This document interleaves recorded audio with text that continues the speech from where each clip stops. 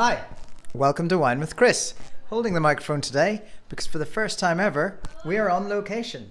In a secret location at the home of my good friend, Andre Bruwer, who you have heard about in a recent podcast, a recent vlog, talking about the drinking windows of South African wines and indeed red wines in general. Hope you enjoyed that previous podcast. Welcome to Wine with Chris, Andre. Thank you, Chris. And we've got a very exciting lineup of wines for you here today, or that he has for me here today. The theme I will pass on to Andre and he'll tell us all about it. And then we're going to taste the first wine, which is a real treat. It's a sparkler, but not a sparkler you'll have heard of before. Andre, what's our theme today? Thanks, Chris. So lockdown wines is the theme. I decided to choose the wines that we've been texting about, exchanging messages. During lockdown, it's been a difficult period for all of us. Yes, we're kicking off with a South African Method Cup Classic. So for those of you who don't know, obviously it's made on the champagne method, but you can't call it champagne. So in South Africa, they call it Method Cup Classic, so MCC for short. This is from Valera, which is in Stellenbosch. Big farm, about 170 hectares, so decent sized farm. They've got about 50 white, 50 red in terms of percentages on the farm, and they do about a third of the production is sparkling wine. Now what we're tasting today, and I'm just going to grab the bottle, is a Valera Monroe, Chardonnay dominated, so about 60% Chardonnay in there, 30% Pinot Noir, and then 9%, so it's 31 Pinot Noir, 9% Pinot Meunier. So that's it. So 2013, which is quite old for a South African sparkling wine. I think it's drinking really well now. As you know, in our kind of lockdown wine exchange little challenge we had, I wanted to do this, but it didn't arrive in time. That's right. Couple of questions. So I'll come back to lockdown in a minute. But so this is the champagne method, classic method, and it's the classic 3 champagne grapes. Yes. So when we dive into this, should I expect to be drinking champagne? Will it taste the same?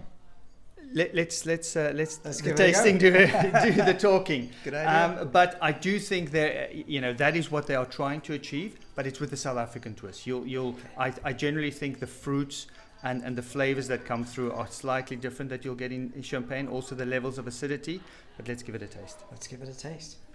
I was having a sneaky sniff while you were talking, and I think the aroma is of champagne or of sparkling wine with those grapes. It's got that the classic biscuit and the sort of the cream and the fizz. I wouldn't pick that. Oh, that's different to champagne. If we had 2 in front of us, I probably wouldn't get it right. Yet again. I agree. I think blind that would be difficult. Interesting for me on the palate.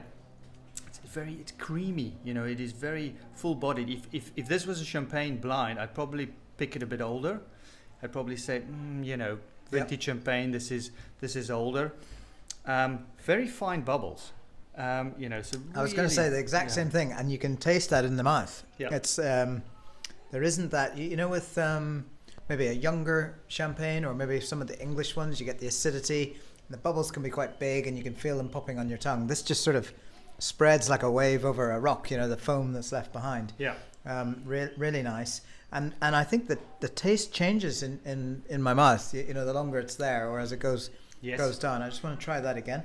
And what I'd say is lingering quite long. So characteristic of a typically good vintage champagne. It's not in out. Yeah. Which I find actually very impressive. And lovely color. I don't know if you could see it on the light here, but it's quite it's a lovely kind of yellow kind of caramelly color. Yeah. It's fabulous. There's a lot up front. You get a lot of that flavor, and you get the age up front. Then it really hones in, becomes quite narrow, and you get that dryness comes through afterwards. Yeah. So you're getting a lot for your, for every mouthful. You're getting 2 or 3 different kind of experiences. Lovely. What kind of price is this? And can any of us here in the UK get it, or is this the secret stash for the old boys back home? No, this is, but it's not readily available. It's not something that you'd get on, Wine Society. I had to shop around. This is about just under 20 pounds delivered at home. So it's very, very good quality. I think that's a bit of a secret with South African wines. The Cup Classics, not that well known, but bang for your buck, I think you do get a lot.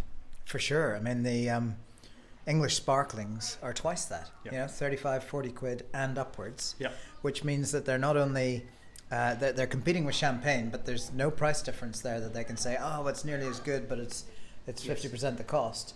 Whereas that is completely different price point. Yeah, no, I agree. And I think that the challenge is to find slightly more aged ones or vintage, Method Cup Classics.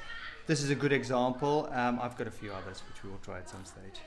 Final question on this one then, Andre. So this, as we both said, you can really taste the age of this wine, particularly around the size of the mouth. It's, I think you said 7-8 years old, 2013. How much longer of a life does this particular vintage have, do you think? I personally, I think another 3-4 years. I'm not sure that I will kind of put money on keeping it longer. Yeah. It will be interesting to see, though, to stick 1 or 2 away.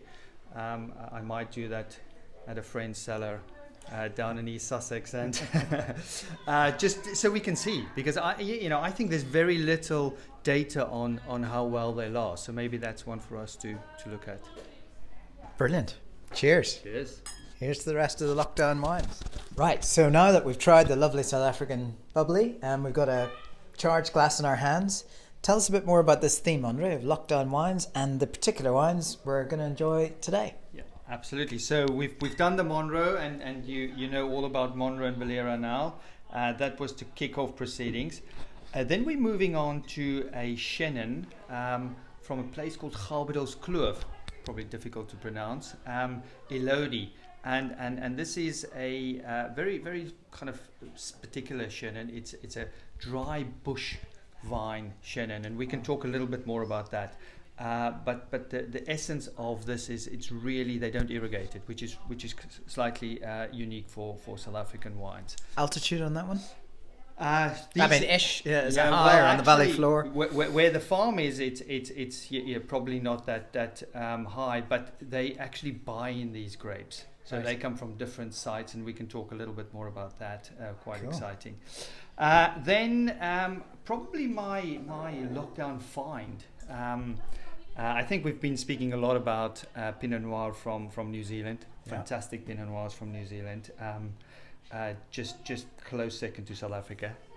The Central Otago, I came across this from my wine guy at Berry Brothers, and he recommended it, and it's an absolute treat. Wonderful, 2017. It's owned by a German family in New Zealand. Just good quality Pinot Noir. And we know that Fulton Road got beaten out by Elk Cove. It's also from Central Otago.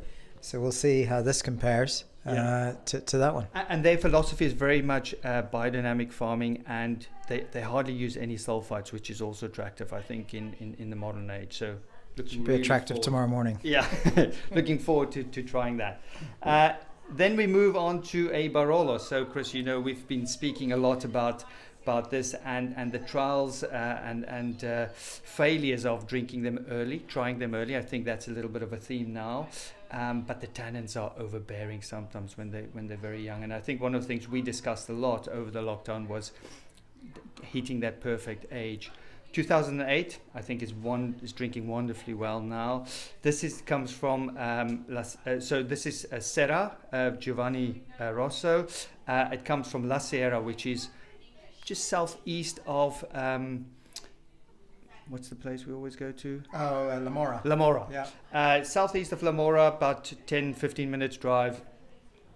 Very excited for you to taste this. That's the one I'm most excited about today. It's an empty bottle at the moment because it's decanting, and by the time we taste it, it'll probably have had 4 hours of decanting. So fantastic. Wonderful. And then if we're still standing, we will end with a Vinde Constance, probably the most famous wine out of South Africa, but definitely the most famous natural sweet wine. Real treat, 2009. Looking forward to tasting this. Wonderful. Fantastic. Cheers. Cheers.